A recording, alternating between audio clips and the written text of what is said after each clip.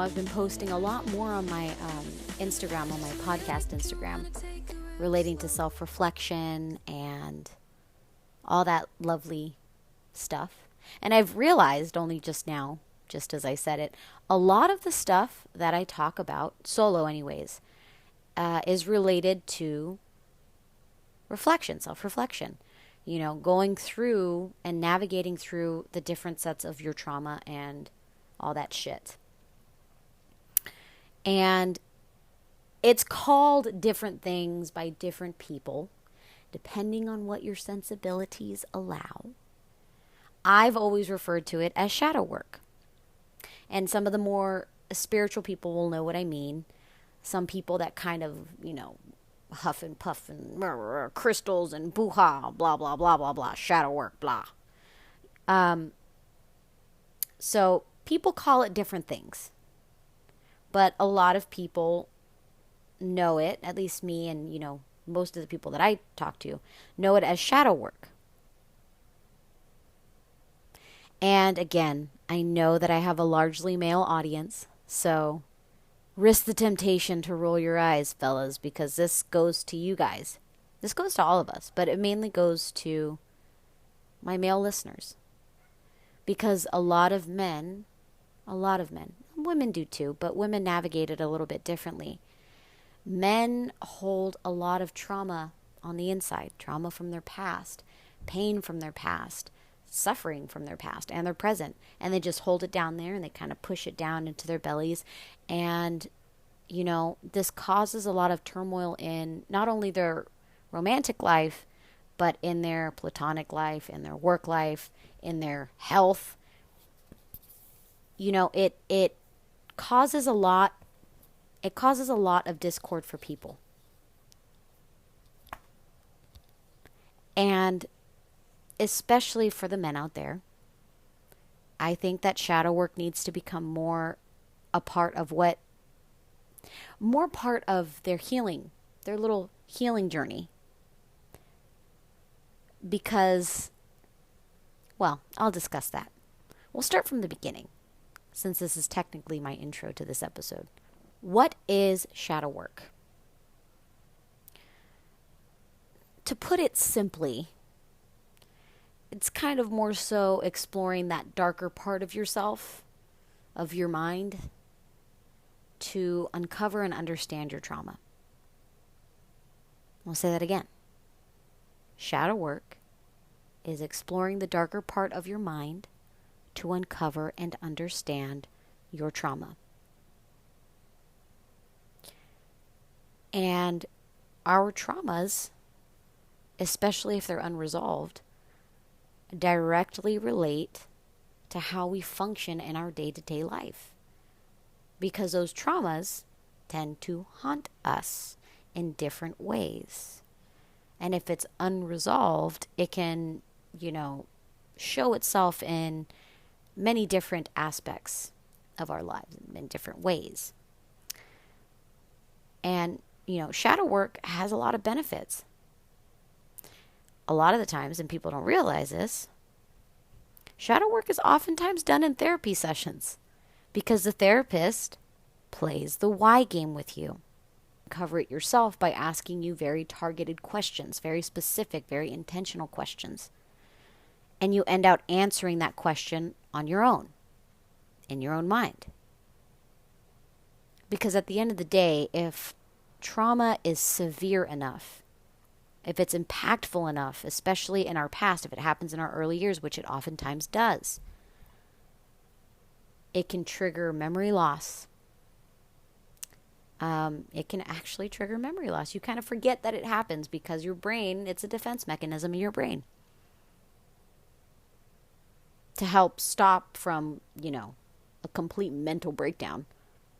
Because sometimes some of the things that happen to us at a very young age are just simply too much for our underdeveloped brains to process. So it kind of just pushes it back until you're ready to deal with it, right? So shadow work is very useful. It can be very emotional, and it can be very liberating in a sense. Sometimes it takes multiple sessions of shadow work. Sometimes it can take years of shadow work for a person. It really depends on the person. But the best way to conduct shadow work is by playing the why game. Asking yourself why. And I know I mentioned in another episode saying why. Staring at yourself in the mirror and asking, why am I doing this? Why is this happening? Why am I doing this? And you go through those motions of asking yourself questions of why. Why do I feel this way?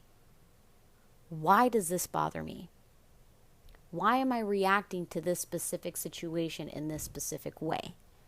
You're asking yourself, again, very targeted questions to help uncover what the root of the problem is.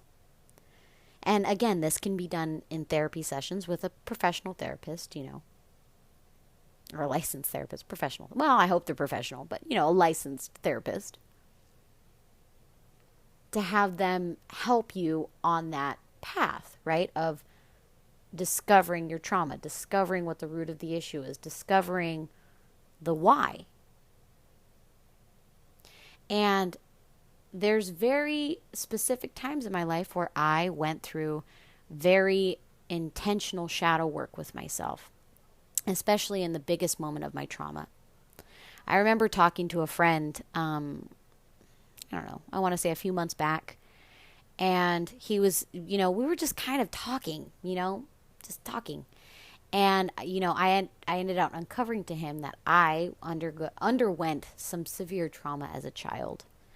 And most of my family knows this. Some of my family doesn't. But my family that does listen in on my episodes, this will probably be the first time that they hear this. But I don't mind because I feel like it's going to help a lot of people. When I was 6 years old, I was molested by a family friend. Very young age, from the ages of 6 years old to 12. And that severely impacted the way I saw the world, the way I saw relationships, the way I saw friendships and family relationships. It completely changed the dynamic of trust in my mind for the simplest things. And as a child, I didn't really realize what was happening in my life.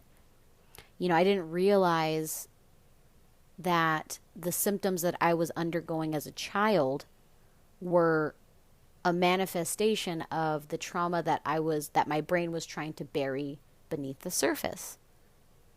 And the way that my body manifested this trauma was, me getting severely ill, like physically ill. I couldn't be in car rides or in cars for very long periods of time because I would get physically ill. I would anytime I was faced with leaving the house, actually, I had like this fear that I was going to throw up. And, it was a very painful thing for me to do, right? I was terrified, oh my God, if I leave the house, I'm going to throw up and it's going to be the worst experience of my life. It was one of those things where, I kind of had just a little dash of agoraphobia where I didn't really want to leave the house. And my parents, they didn't realize what was going on. They thought I was just being a brat, right? And, I know that this is going to help parents identify, abuse a little bit earlier because my parents had no idea.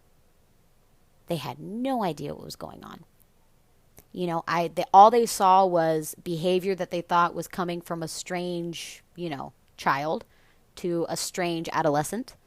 And I remember my sister, describing me to her friends as inherently strange. Oh, my sister's just weird. She's just weird. And, maybe it did come off as very weird to other people, right? They just kind of see my behavior oh, she doesn't want to go out anywhere. She doesn't want to be driven. She doesn't want to do any of this. She's weird. And truth be told, it was weird to people because, it was a normal for me, right? But it was weird to other people because they didn't experience that kind of trauma response, right? So as I moved through, my adolescence and I became, a young adult, right? I was in high school, middle school and high school, and I started to realize, that there was an issue, with the way I saw relationships and the way I kind of clung to the idea of relationships and wanting to feel safe. That was a big one for me. I would cling to heterosexual relationships in the hopes that I would feel safer because the person that had taken advantage of me, the family friend that had taken advantage of me, was in fact a female. So my response was like, I love men, right? I'm a heterosexual woman. My response, my thought process, and again, I didn't realize that this is what I was doing, but I uncovered it through, some of my own little trauma work, is that I would cling to potential male partners with the hopes that I'd feel safe from the prior female predator that had taken advantage of me. I thought, okay, if I have a strong male next to me, this won't happen again. And that was my thought process. If I cling to a strong male figure, right? Because my dad can't be with me all the time. So if I'm in a strong male relationship with, a man that loves me or whatever, because I had that touch of fairy tale, right? The whole princess fairy tale, thing in my head, then, he'll be my savior and he'll keep me safe. And that was the way I kind of, would approach relationships. And of course, it was an all or nothing for me. It's just like, no, they need to be with me. They need to be safe. They need to save me. And it was a very unhealthy approach to relationships where it was, I want all or nothing. I couldn't let it go once I started because it was, again, that fear of the trauma resurfacing. It was that fear of all of that shit coming back. And again, it was all subconscious. I had no idea that this is actually what I was doing. It just, all I knew was that, this is what I need to do to feel safe. And it was an automatic response in how I would feel safe. And it wasn't a for sure thing. There was no way that I knew that this was going to make me feel safe. It just felt like it was the right thing to do. And I was kind of just operating blindly on this course. And as I got older, I realized, that the way that I would cling to certain ideas and notions wasn't really indicative of, having a normal, healthy relationship with a partner in the future. And that sucked. Realizing that sucked. And it was a long fucking journey to uncover that because, I was stubborn. I was suffering. There was a lot of self-suffering there. I was suffering. I was stubborn. And there was no way that, I'll put it to you this way, it was going to take as long as it took. It was going to take as long as it took. And you can't rush the process. Now, I would have loved to go back and slap my younger self and be like, this is what you need to do. You're doing it because of X, Y, Z. I wouldn't have listened. Because I wasn't at the point in my life where I was going to be able to understand that and put it into practice. Understand what I was going through. Understand how I can work past it. Understand how I could dissect it. There was no way that I could have rushed that process. And you can't rush the process in yourself. And that's I think that's the most frustrating part of self-reflection and shadow work, is that it takes time and it can be immensely frustrating because you're playing the why game with yourself. It's like having somebody sitting in a room questioning everything that pops into your mind and every single, knee-jerk reaction that you do, right? It's like having somebody question every single thing that you do. Why? Because I want to do it this way. Why? Because I want to get this kind of reaction. Why? And you're just like, God damn it, it's because I want to, but those reactions You know, they really do help you move past why you are the way you are, especially if you don't understand your situation, if you don't understand why you act a certain way, if you don't understand why you attract and you entertain certain people in your life. Why? It all comes full circle, and inevitably you're going to be able to answer those questions. You know, like it or not, our past really does shape our future. It does, in a way. It shapes the way we see the world in a lot of different ways. But it's up to you whether it shapes it in a positive direction or a negative direction. It's up to you to influence. It's up to you to steer the ship. You know, you can either steer it to the left, or you can steer it to the right. I can't say steal, apparently.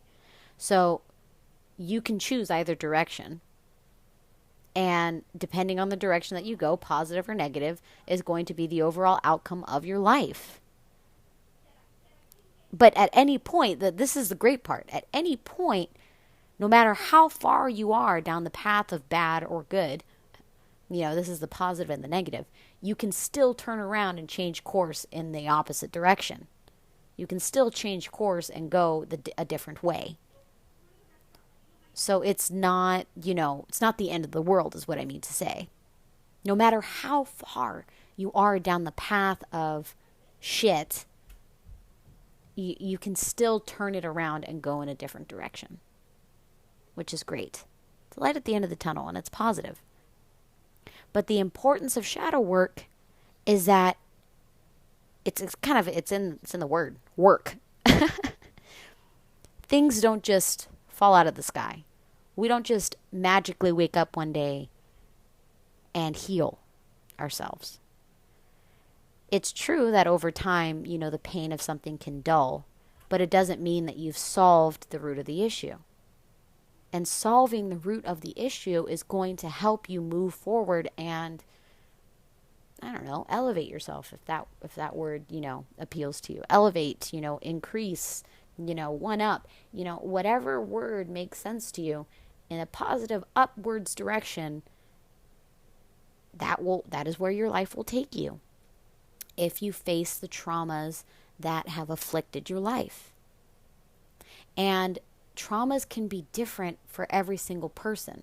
Just because my trauma was severe doesn't mean that anybody else's trauma is less severe or more severe. I mean, the trauma for me was terrible, right? But somebody else could experience something entirely different. Like, I don't know, maybe they were force-fed as a child. They were force-fed cheese and, you know, it traumatized them as a child. But that's not any less traumatizing to them than mine is for me. So I urge people to remain compassionate towards others when it comes to their traumas. It's not a contest. It's not a race. You can still alter your course and go the different direction. If you're down the bad path, you can still kind of steer that shit and go right and go down the right path. And if you're down the right path, you can kind of do the same thing and go down towards a bad path.